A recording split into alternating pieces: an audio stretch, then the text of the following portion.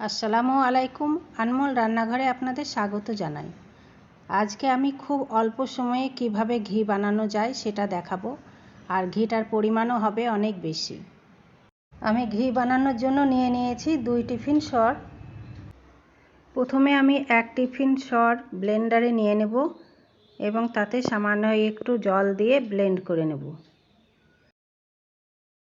1 minute blend করলেই ননিগুলো উপরে ভেসে উঠবে। ব্লেন্ডারের উপরের ঢাকনাটা খুলে আপনাদেরকে একটু দেখাই কিভাবে ননিগুলো উপরে ভেসে উঠছে। দেখুন কত সুন্দর সর থেকে ননিগুলো উপরে উঠে গেছে। 1 মিনিট ব্লেন্ড করাতেই ননিগুলো উঠে এসছে। আমি আর ব্লেন্ড করব না, এবার আমি এগুলোকে একটি কড়াতে ঢেলে নেব।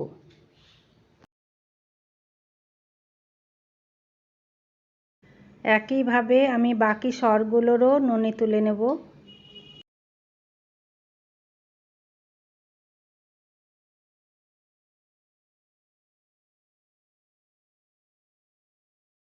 এবার এই ননিগুলোকেও একই কড়াইয়ে ঢেলে নেব।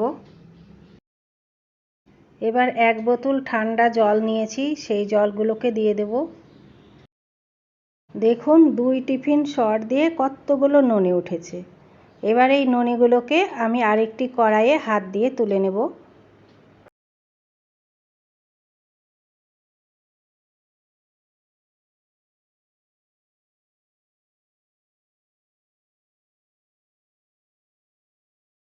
ননি তোলার পর যে জলটা বেঁচে থাকবে সেই জলগুলোকে আমি ফেলে দেব।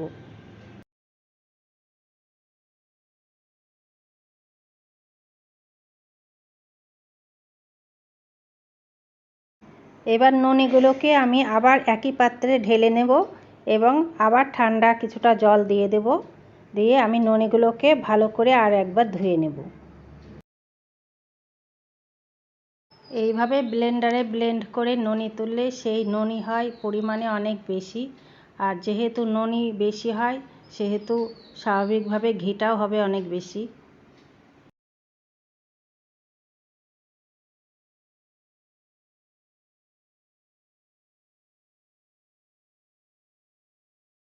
এবার আমি ননিগুলোকে জাল করে নেব, সেই জন্য আমি গ্যাস জ্বালিয়ে কড়াটি চাপিয়ে দিয়েছি।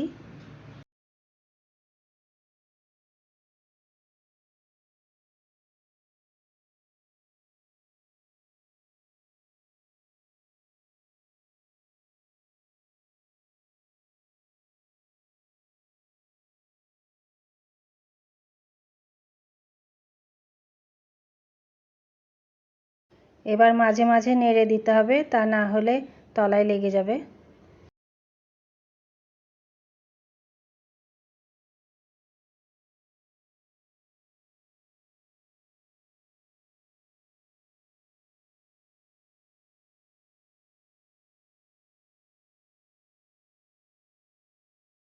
দেখুন কেমন ঘি হওয়া শুরু হয়ে গেছে। আরও কিছুক্ষণ জাল করে নিতে হবে। কাইগুলো ব্রাউন কালার হওয়া পর্যন্ত জাল দিতে হবে। অনেকে ভাবতে পারেন কাইটা ব্রাউন কালার হওয়া পর্যন্ত জাল দিলে ঘিটা পুড়ে অনেকটা কমে যাবে, কিন্তু সেটা নয়।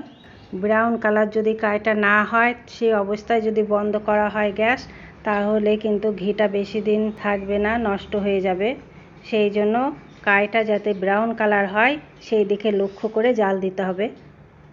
গ্যাসটা বন্ধ করার পর আমি ঘিটাকে প্রথমে ঠান্ডা করে নেব, তারপর আমি একটি কাঁচের বয়ামে ছেঁকে নেব।